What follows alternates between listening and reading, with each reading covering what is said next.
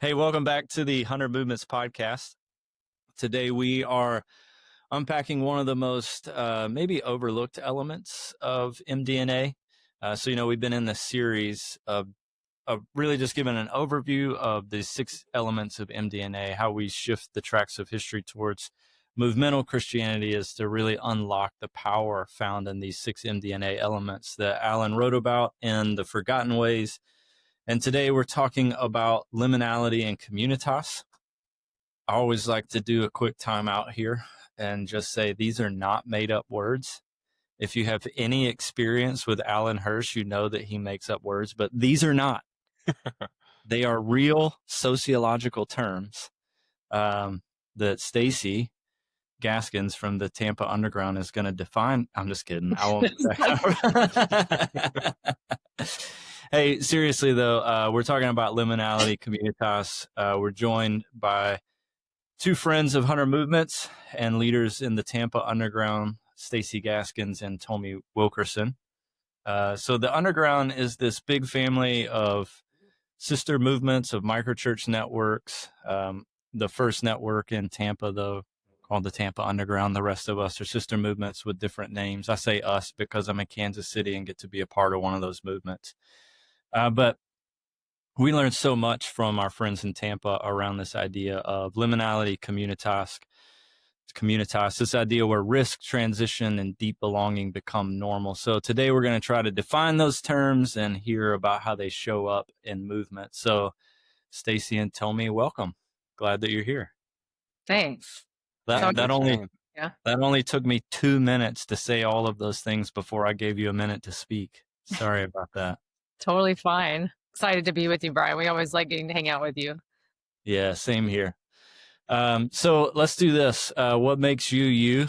Why don't you guys tell a little bit about your stories, how you came to be a part of the Underground? So Stacy, I'll try to give you guys some prompts so you're not trying to figure out who should go first. So why don't you kick us off? Yeah, sure. I mean, honestly, my origin story with the Underground's probably connected to the topic today. You know, I came down to Tampa to go to college and never left, partly because what happened there was, we were doing campus ministry stuff at the University of South Florida. And that's where I met a lot of the early sort of core folks that became Underground. And I was a believer when I don't want to give you a whole story. Sorry. You're fine. This is me having internal conflict, Brian, as we're starting the conversation. We're doing liminality and communitas today. Hilarious. I came as a student who was a believer. I was looking for a faith community to be a part of. I sort of accidentally joined a cult when I first got on campus. The first couple months were rocky for me. And I started honestly going into hiding with my faith and met this group through school, my friends at School of Music, who were doing Bible study in my dorm. And you know Jeremy and his wife Jessica. They weren't a married couple then, and they were leading a Bible study in Kappa dorm. And so, it sort of set me on this journey with a group of friends where we were doing campus ministry, and we were experiencing all this like good, rich kingdom life stuff. We were starting these inductive Bible studies with all these like sort of different enclaves on campus. And we were seeing young 20-somethings come to faith and do prayer ministry and lead good Bible discussions. And, as we graduated, a lot of us went on staff with that campus ministry. And we started experiencing this real tension between this really contextualized kind of ministry life where we were getting to taste the kingdom together and what we were experiencing when we would go sit in our churches on Sunday morning. And it took a while, but it sort of became this dissonant experience that we didn't quite know how to live with anymore. As we were training up student leaders and they were graduating, they were pretty well-trained young ministers. And a lot of our local congregations, I mean, this was 25 years ago now, didn't quite know what to do with them, how to, continue to deploy them into God's mission. So they were like sitting back and becoming passive bystanders again, or they were leaving the church. And that just was like a frustrating experience for us. So Brian Sanders, who was the founding director of the Underground, he sort of started gathering up all of us who are feeling a little disenfranchised and struggling a bit with like these two distant experiences that we were having, and sort of that set us on this journey. It's a longer story we won't tell today, but to sort of figure out how to be the church together in Tampa. And so I was a part of that original 50 core. That was a part of seeing the Underground, come to place in the city. Cool. Yeah. Thanks for sharing all that. All right, Tomy, your experience is similar but different. Yeah, I think what's cool, I don't know, one of the things that I've always been sort of, maybe because of my sort of writing and creative writing background, I've always been really interested in the way that God himself is a weaver of stories. Like we have our lived experience, but while we're living our experience, he's orchestrating stories elsewhere. And at some point, if we're fortunate, or how he designs the story, if our stories merge with each other, intersect in some way, we kind of find ourselves from two different points of the stream in the same place, same environment. And so while Stacy and them are all going through this, I'm in California, and I'm living my life. And I wasn't a Christian, until I left California. So I remember having this feeling, kind of graduating high school, thinking about college, feeling like, okay, I could stay in my hometown and that would be okay. But I just have this feeling that life is happening elsewhere. Like if I stay here, I'm just going to, sit in my friends' kitchens and all my friends are going to get drunk and it's just going to be the same things every weekend. And so I got to do something else apart from this. And so in a weird series of events, I found myself at the University of Tampa in 2009. I believe it would have been. I wasn't a Christian, but I got connected to a Bible study through InterVarsity Christian Fellowship, and said yes to that. And they're the strangest group of Christians I've ever met. If anybody's heard me kind of talk about my story, I always say that phrase because they were the strangest group of Christians I'd ever met. They were sincere, they were genuine, they were caring, they were loving, but also authentic and honest in the fact that they didn't have it all together, that they were trying to figure out Jesus and they were trying to be faithful to that. And they were weirdly welcoming of me and all of my oddities. But like through the ministry of InterVarsity, looking at Jesus as an adult, I became a Christian that first semester at the University of Tampa. And it just so happened that InterVarsity chapter was a microchurch of the Underground network that was happening. And so my staff workers were core leaders of the Underground. And so it wasn't uncommon for us on a Sunday morning for all these college students from the university, this private liberal arts college, to like get inside of cars and go to whatever Sunday morning thing that Underground was doing. And Brian would be speaking, or sometimes Stacy. And yeah, Stacy was, I believe at that point, area director for InterVarsity. And like, yeah, so it's just this like really cool time in my life that I still reflect on fondly and probably will mention later. But, since then, in some way, shape, or form, I've been a part of the Underground. And it's just until 2019, I just started working for it. But the story goes back further than that. Yeah, cool, man. I do think your stories will play into this idea today a lot. I think there's something actually really meaningful about looking back on the liminal spaces and going like, oh, I want to get back to that. It's the communitas that we loved, but there's something about putting ourselves in the space of risk, adventure, resistance, even that develops that. So I'm sort of leading into the definition stuff. So let's get into that. So for people that are like, these are definitely made up words, I don't care what you said. Who wants to give like, I love to hear both of you talk about maybe how much you've talked about those terms within the Underground, but maybe define them and how you use them. I'll, as you sort of process that question real quick, I'll say like, we have intentionally used language around that for our network and how we help people go do hard things, get deep community. That's the very simple way to say it. But yeah, I'll kick it back to Stacy. Like, maybe give us some definitions. Sure. Yeah, I don't know that we probably use the word liminality a little bit, especially when we're talking with other networks, but those two words we wouldn't use specifically in our community when we tackled some of this content a couple years ago for microchurches, I think we used the phrase suffering community to talk about this part of it. We've sort of wrestled with the liminality piece. Liminality's something about like thresholds. And when we talk about it in the context of the kingdom, liminal experiences are those experiences that take us to the edge of what we know about God, about Jesus, about the kingdom, about mission, about us in light of those things, and creates this sort of like space of like uncertainty and risk, and can feel like danger or adventure, and where we're left to wrestle with some hard tensions in the kingdom. And when we do that together as a community, there is opportunity for it to build a kind of like bond between us. So yeah, just thinking about community through missional risk or sacrificial community, those might be ways that we would talk about it. And I think maybe,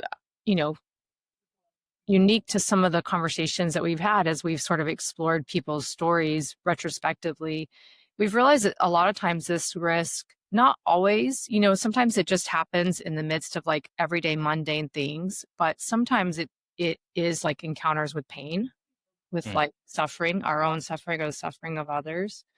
So sometimes we talk about it as like encountering the grieving heart of God for a suffering world, and trying to labor together in some way to proclaim, demonstrate that coming kingdom, see the goods of the kingdom delivered. So there is something about suffering and pain that's connected to liminality.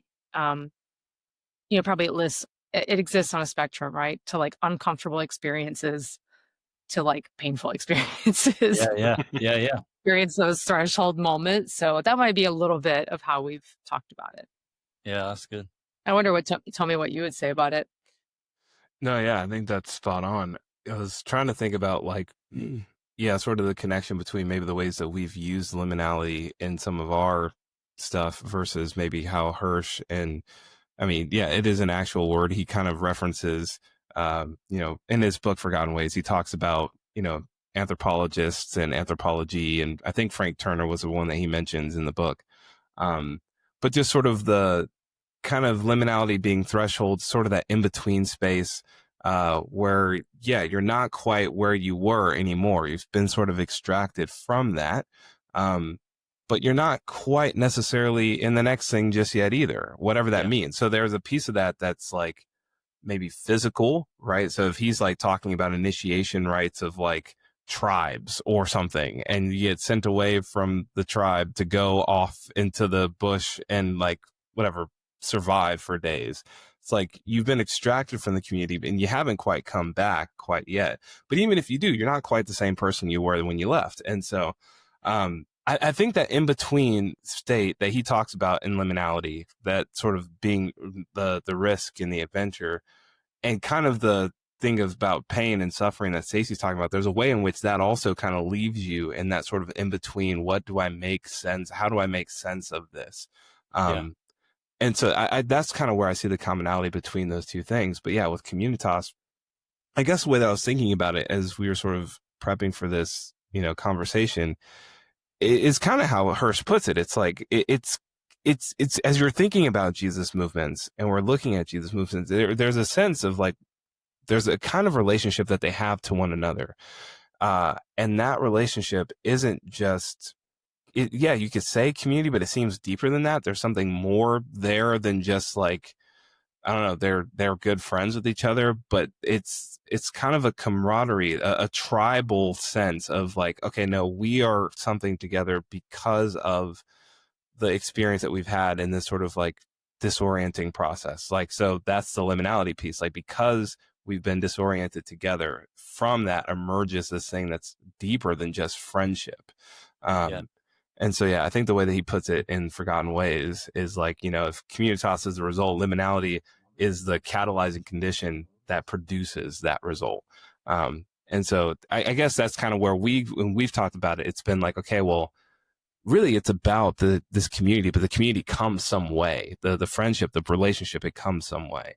And it comes through risk and adventure with one another. Yeah. I feel it. Like in your descriptions, like, yes, I know this feeling and I love it. I often want to just say it's like, if you struggle with the communitas word, like just think family, but it doesn't fully capture it because we have a really broken sense of family. Yeah. And that's not funny. I shouldn't laugh about it. It's just the reality though. It's like, if you've had an amazing family that's willing to bleed and die for each other, then it is that. It's like, I carry this family DNA and nothing can take that away. But I think that's why communitas is such a deep word, because it just feels like a weighty big word or something. It's like, you can't capture this. You can only feel it once you know you felt it, It's one thing to sort of live in definitions that are sort of aspirational, like, okay, we'll go find a threshold and then we'll get something. But pictures are better, right? Stories really help us like create a framework in our mind for what these definitions are. So it's probably more helpful for those that are listening to go, hey, tell us some stories. What have you been a part of that like took you into a threshold, and then how did you know you had communitas on the backside of it? I told you that I was going to direct you and say who had to go first, but I can just sort of stall until one of you goes on this one. You may have experienced even multiple times.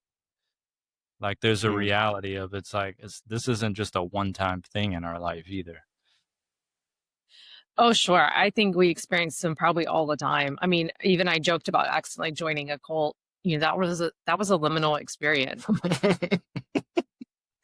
I met a lot of people on campus who also accidentally joined that cult, and talk about forming an odd sense of community with people, But yeah, I think we have these experiences all the time. I think like the first time I left Tampa to go to St. Pete with a little team of people to plant a student ministry at a community college, all of our experience in student ministry was at the university world. And to do that at a community college was a totally different experience. And the kind of stepping out to like figure out that world and figure out who to learn from in that world and how to do that together, I think that formed this kind of community on the other side of it that happened around something that wasn't us, and think about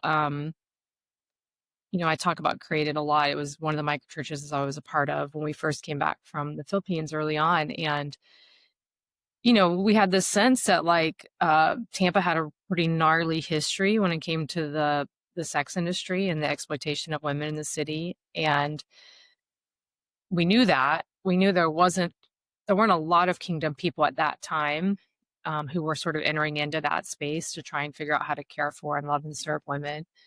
And we didn't really know what we were doing. None of us, had that in our background. We didn't have anyone on our team with that background.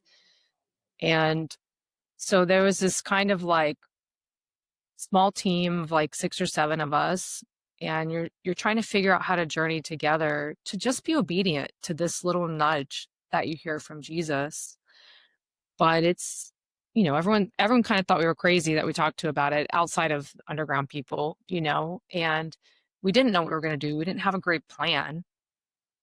And so you just have these experiences where you go and you try. And some of us were friends before that. We knew each other.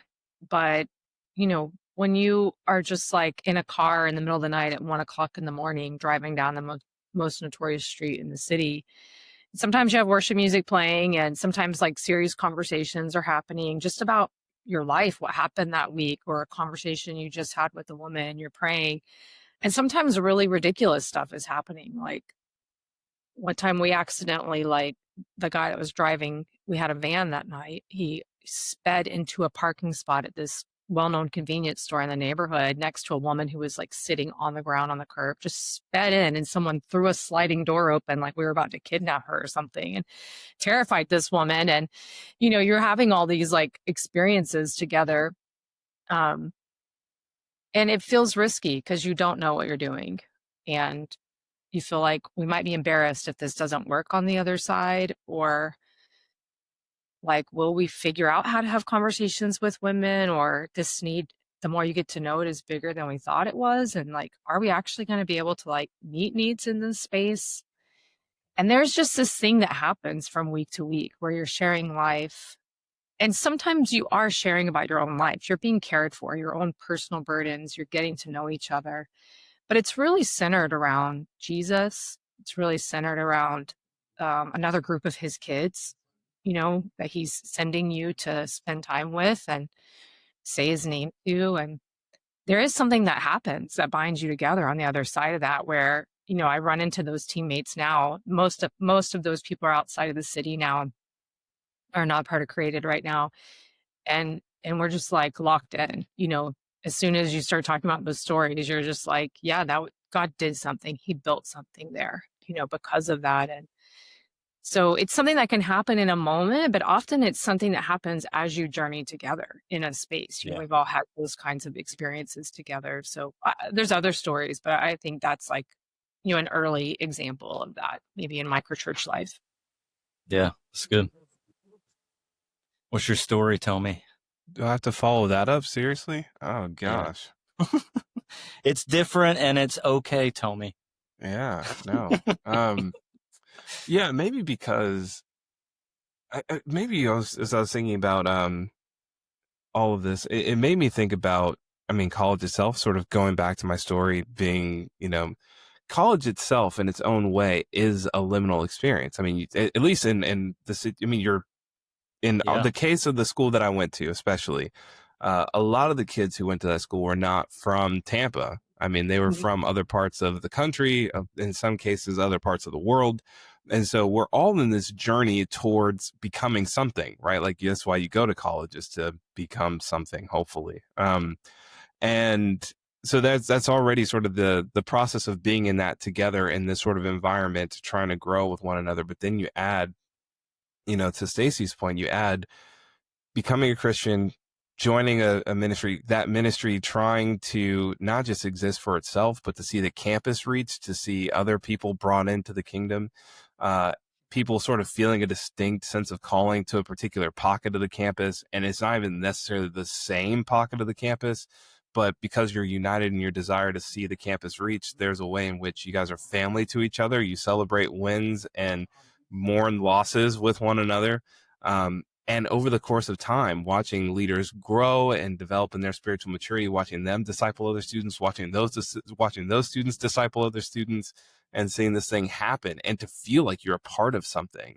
Like, I just remember feeling like, man, especially being whatever, late teens, early 20s, all the idealism in the world, just this sense of like, man, if we could like somehow, if the kingdom came here, it could change the world, and like we're in this together. And the family that sort of came out of that. If Stacy's gonna tell crazy funny stories, it reminded me of, one time there was a student who we were trying to love into the kingdom and like see come to know Jesus. She was from Orlando. She like had something happen either in her family, but either way, she like had some sort of mental breakdown and was like in another part. She went back to Orlando, and this was like the time when Facebook was like the thing. Like, so of course, this was like before we had all the words around subtweeting, and I don't know what we say these days, but back then, vague book status is what she was going on about, and just sort of like,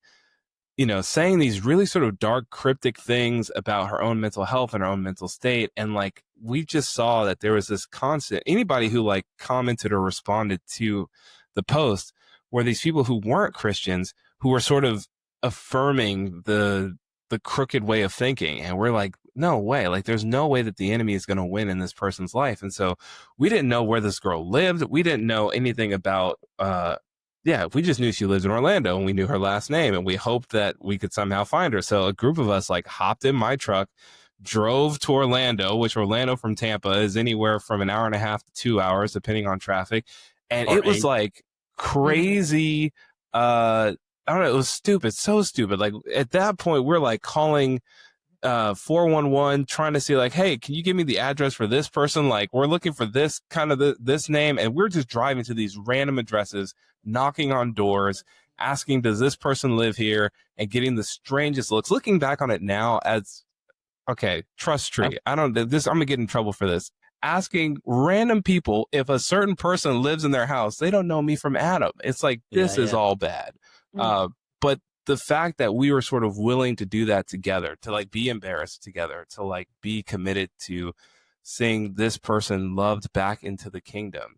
I don't know. It's a story that we still talk about and laugh about often. And so there's something about that, the community that gets formed in the context of risk and purpose.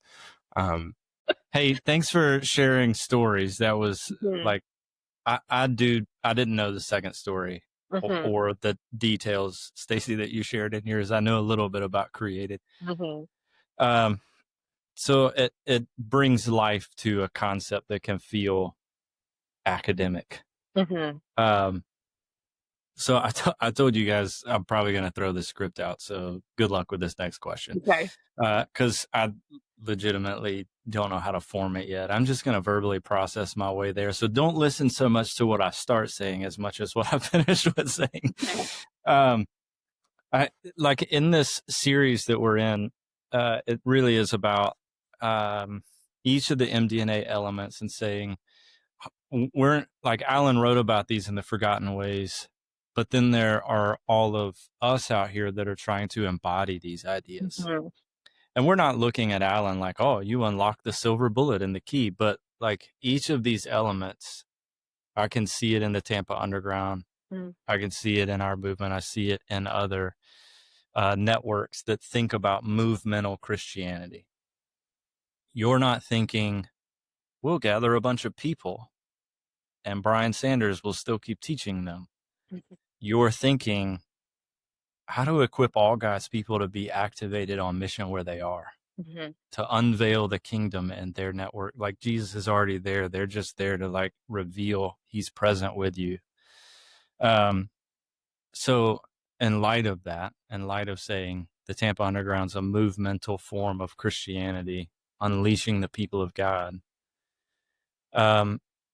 you've hinted at this already a little bit, Stacy, earlier when you're like, hey, here's how we talk about it. But I guess I just want to hear like how you're intentional about this one. In the sense of like how you as a team have said, like, we may not use those terms, but we do embody the idea. And here's how we help people think about it and then also embody it. Yeah, I don't know. It might take me a minute to wander my way to the answer, but I think I wandered my way to the question. So. Yeah, that's fine. I mean, if the question's sort of about us as like on the staff team side of what we do, right? Because we have this sort of relationship with the microchurches where the staff team that works for Nonprofit Underground, we're just like servants of an agency that is designed to serve those organic microchurches. So we don't have any like levers that we pull necessarily to like help people sort of go down these avenues. And I think what I was thinking when you were sharing, Brian, is that, these elements Alan has sort of described, we can be tempted to take those as like prescriptive, because that's what we like to do in our Western model, is to go, okay, if we can do X, then Y, then Z, then we'll get this thing. Whereas they often feel very descriptive, right, of the historical movements we studied of God. So we know this is what has happened. So I think the way we try to think about it in our ecosystem is, how do we help create an ecosystem? How do we help create an environment where people can have liminal experiences, wrestle with the things of God, and try to own their own place in God's mission? So as a staff team, we're always thinking about like, how do we create experiences that can partner with the microchurches, the leaders of the microchurches who are discipling people, who are reaching people in the city.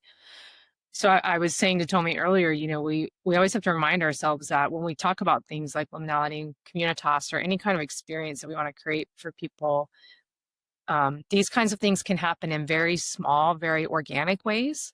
And we can also create very organized environments for them to happen in, right? So a liminal experience could happen in a one-on-one conversation around a fire pit at night, where you're just paying attention to someone in a conversation. And you're like, man, you keep saying this thing. It just feels like this is a tension God's bringing up in your life. Like, let's talk about it. Like, what's happening there? What are you learning? What do you think God's saying to you?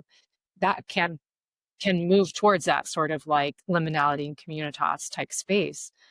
Or it can be that we organize a trip back to the slums of Manila where we take people with us, where we're putting them in an environment where they can learn from the global church, who every day is among the poorest in the world. And so on the ecosystem side of what we're doing, on the organizational side, we're always trying to think about what are the kind of experiences that we can create that microchurch leaders can enter into with the people they're discipling, whether that's a conference experience, whether that's a prayer room type experience, whether that's something, Tomy does on our Sunday morning at our missionary gathering, where people are sharing some story about a missional risk that they took and what went terribly and what went great. And what are you learning about God? And, oh, if that happened to me too, let's have community around that thing, this morning. So Yeah. I think that's a little bit of how we wrestle with it. What do we put in our ecosystem? Not how do we necessarily pipeline people into some sort of experience. Yeah. Sorry, Tommy, you have to follow that up again. That was actually the perfect answer. So then we can just move on. Then I don't need to say anything. Add some color commentary around that. She did the play-by-play. You get to add the humorous story on it. Oh, I was gonna try to make a joke, but I couldn't think of anything fast enough. No, I think, I don't know. I guess I was thinking about kind of liminality, communitas. I guess maybe this is a question, and maybe if I had actually flipped through Alan's book again, I would have had an answer to it. But I guess I was thinking about the way in which the MDNA elements all they're not independent of each other. They feed off of each other, right? So Jesus is Lord. Obviously, that's the first thing. And then I think he then points to disciple making and all that. Yep. Which then, part of the MDNA elements is also that missional incarnational impulse, the way in which, the call to go, but then also the method and the means by which we are sent. And which then made me think about this piece of the MDNA of liminality and communitas. It's okay, well, it seems because mission itself is risky, it does require crossing boundaries and crossing borders and going to where the kingdom is not. There's risk involved in that. So automatically there's liminality attached to that. And if you're doing it together, there's some communitas that gets established. So I guess I was wondering to a certain extent, to what extent does liminality come from that missional incarnational impulse that kind of is a part of Jesus' movements? We can talk about that, and then you're happy. You can chime into that, but it's sort of in the rambling. Sorry, cut all this out. Nope. I guess it's a hopeless case, but I'll try anyway. Just thinking about not disciple making. I was thinking about liminality and communitas, both from a microchurch perspective. So as to Stacy's point, trying to create environments where microchurches can engage and grow or experience that, or whatever that is that those things are trying to accomplish. But then also liminality and communitas from a network level, there's a way in which it's happening, to borrow a term from the good old guys over at KC, the fractals of it, right? There's something that's happening in the microchurch, but then because it's happening in these microchurches, there's a way in which it's maybe happening to us as a network. And so to Stacy's, as we were talking earlier, she just reminded me of awards, and the award ceremony that we have it seems every other year, where we just highlight a couple of microchurches, and it's a reminder of our values that what does this network celebrate? Well, we celebrate risk taking and trying. So there's a Startup of the Year award. We celebrate people and the endurance in ministry and persevering in ministry. So there's an Endurance and Leadership Award. There's, stuff around innovation and things like that we try to mark and celebrate. And there's a way in which that, of course, marks a moment in the life of the network.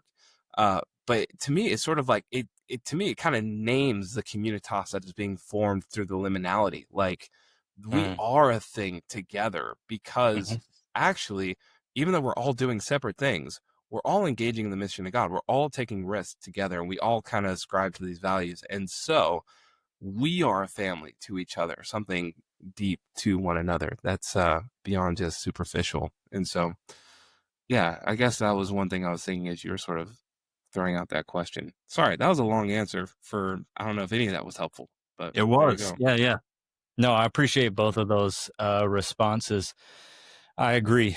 I'm like, these two blend together to me. I see the distinct nature of them, but I also go, when you start doing missional is one thing, but I think you can leave that one in the clouds sometimes and go like, yeah, I'm missional because here's what I do. But when you go incarnational, it requires something of you. There is the going deep that in itself is liminal. And if you do that well with others, Communitas is the result. So yeah, that's it, y'all. Thank you. I'm really grateful to have had the conversation with you. For those that are listening, here's what I encourage you to do. Do what the Kansas City Underground did and just go stalk the Tampa Underground website. That was like the liminal space for us early on. Probably was like reading the descriptions of these different micro churches and us just asking everyday leaders to go, what's inspiring about that? If you wrote your mission statement about how Jesus is calling you, what would you write? And that is like the seed and the spark of the Kansas City Underground. So I just encourage you to go read, go learn, go explore. If the episode was good, share it. If Tomy bothered, You can email me at complaints@tampaunderground.com. I hope that's a real thing.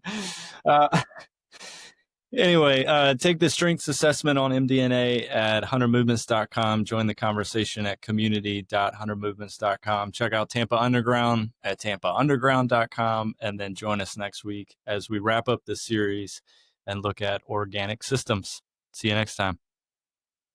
Bye, guys.